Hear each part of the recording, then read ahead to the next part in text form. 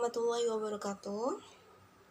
Alhamdulillahirrabbilalamin wa bihi nasta'in wa la umuri dunya waddin wassalatu wassalamu ala asrafil anbiya'i wal mursalin wa ala alihi wa sahbihi ajma'in amma ba'du. Baik, perkenalkan teman-teman, nama saya Afifah Fatumi. Saya perwakilan dari kelompok 7 yang beranggotakan Farah Farhani Khalilah, ada Hashifah Ilmi Amimah, ada Hafira Fatia Raihani, dan juga Imam Mutakin. Dan insya Allah saya bersama rekan saya Hafira Fatia Raihani yang akan presentasi mengenai filsafat Islam pasca Ibnu Rushd. Saya di sini sebagai moderator yang akan memandu berlangsungnya presentasi virtual ini. Insya Allah pertama-tama kita baca basmalah bersama-sama. Bismillahirrahmanirrahim.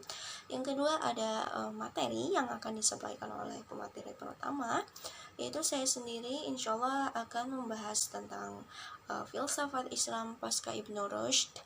Selanjutnya ada tokoh-tokohnya juga seperti Nasiruddin At-Tusi dan Suhrawardi Al-Maktub. Baik, insya Allah langsung saja ke materi. Yang pertama ada filsafat Islam.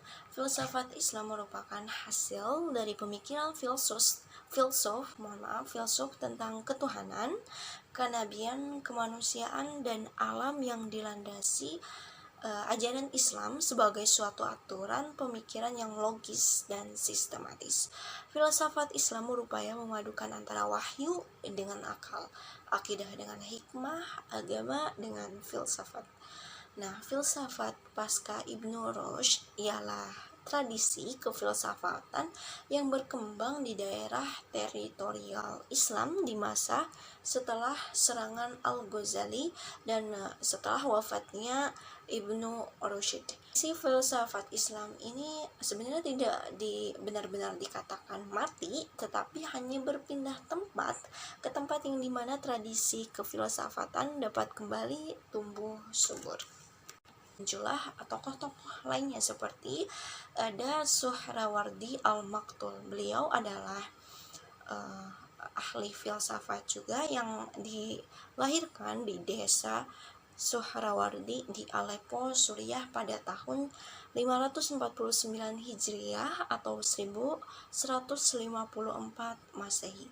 Nama lengkapnya adalah Abu Al-Futuh Yahya bin Habsi Al-Amirak As-Suhrawardi Al-Qudri.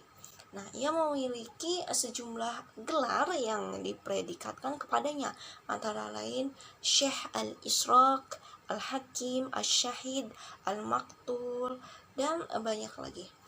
Untuk karya-karyanya, beliau mempunyai banyak sekali karya-karya seperti Hayakil An-Nur, Kitab At-Talwihat, ada juga Al-Muqamat, ada juga Kitab Al-Mash'ari wa Al-Mutarat, ada juga Kitab Hikmah Al-Isyraq, ada juga Kitab Risalat fi Itiqaq Al-Hukama, ada juga Qisas Al-Ghurbah Al-Gharbiyah. Beberapa pendapat Suhrawardi Al-Maktul. Pertama ada tentang hikmah.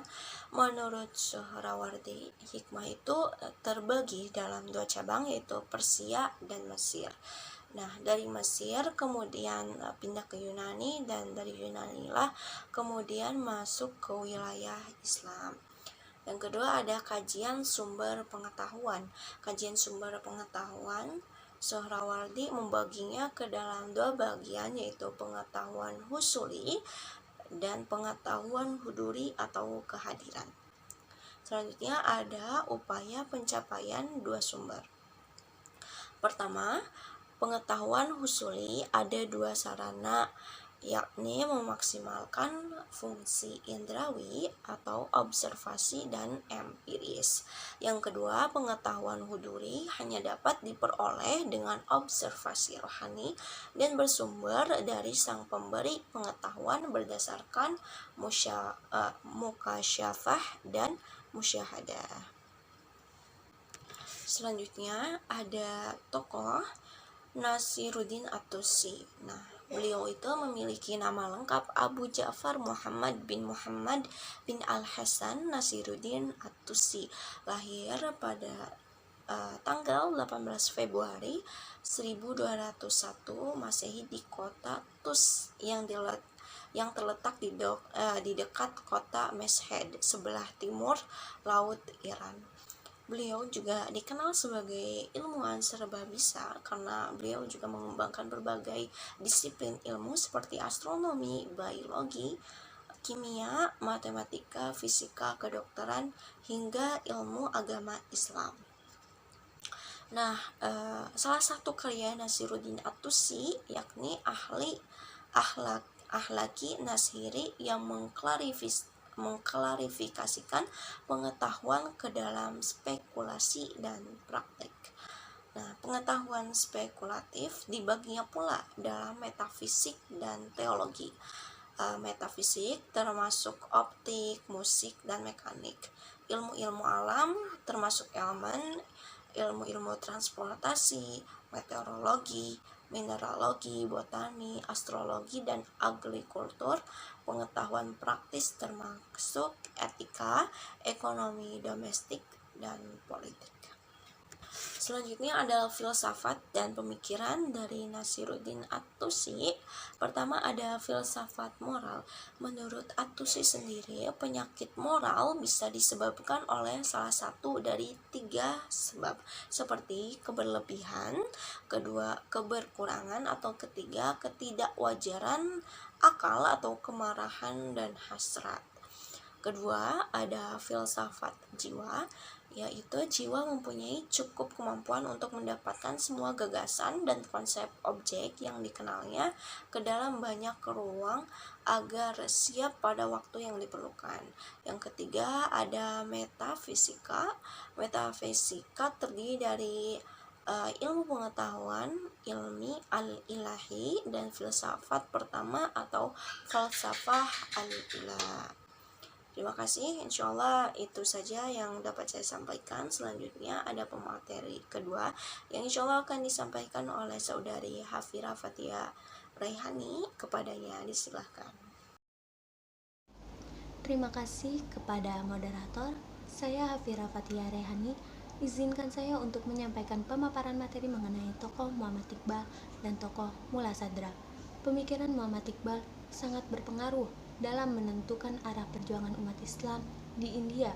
Ide-idenya tentang pembaruan dan politik mengantarkan umat Islam India menjadi suatu bangsa yang lepas dari bayangan-bayangan India, yakni Pakistan. Meskipun dia seorang penyair dan filsuf, pemikirannya mengenai kemajuan dan kemunduran umat Islam sangat berpengaruh pada gerakan pembaruan Islam. Salah satu karya yang terkenal adalah Bal-i Jibril atau Sayap Jibril yang dibuat pada tahun 1935. Iqbal menekankan teori dinamis dalam pemikiran filsafatnya. Ada 3 landasan filsafat Iqbal dalam mengungkapkan keberadaan Tuhan. Ada kosmologis, teologis, dan ontologis. Selanjutnya ada filsafat ego. Ego merupakan aktivitas kehendak seperti tindakan, harapan, dan keinginan. Tindakan-tindakan tersebut spontan, terefleksikan dalam tubuh. Dengan kata lain, tubuh adalah penumpukan tindakan-tindakan dan kebiasaan ego. Ego adalah sesuatu yang dinamis. Ia mengorganisasikan dirinya berdasarkan waktu dan bentuk, serta mendisiplinkan pengalaman sendiri. Dan yang terakhir ada tokoh Mulla Sadra. Mulla Sadra mengkritisi pemikiran filsafat Islam ke dalam pendekatan sintesis akhir berbagai pemikiran filsafat. Basis utama pemikirannya yaitu bertumpu pada ajaran Al-Quran dan Al-Sunnah, filsafat peripatetik, iluminatif, kalam sunni dan syi'i, serta irfani, gnosis.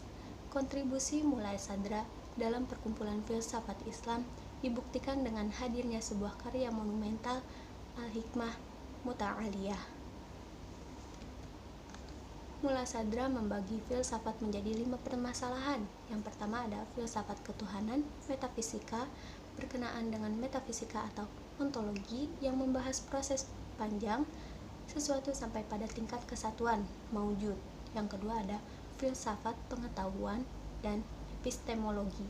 3 jalan utama untuk mencapai kebenaran atau pengetahuan yaitu jalan wahyu, jalan ta'akul atau inteleksi, atau al-burhan pembuktian, serta jalan musyahadah dan mukasyafah, jalan penyaksian kalbu dan penyingkapan rasa hati. Yang ketiga ada filsafat jiwa. Jiwa adalah sebuah konsep realisional dan bukan merupakan suatu yang bersifat substantif. Yang keempat ada esensi dan eksistensi. Eksistensi spiritual datang ke dalam hati secara tak terduga-duga. Keinginan yang sangat tinggi menguasai tubuh, pikiran, dan hati. Yang terakhir ada gerakan substansial, al-harokah al-jauhariyah. Substansi wujud dunia ini mengalami transformasi terus-menerus dengan menempatkan manusia sebagai pusat domain dunia yang menghubungkan seluruh skala wujud. Mungkin cukup sekian pemaparan materi dari saya. Semoga bermanfaat. Saya persilakan kepada moderator. Itulah beberapa materi yang telah kami sampaikan dan semoga bisa menambah ilmu untuk teman-teman. Insyaallah kita tutup acara presentasi virtual ini dengan membaca hamdalah alhamdulillahirrabbilalamin, dan akhir kata dari saya, assalamualaikum warahmatullahi wabarakatuh.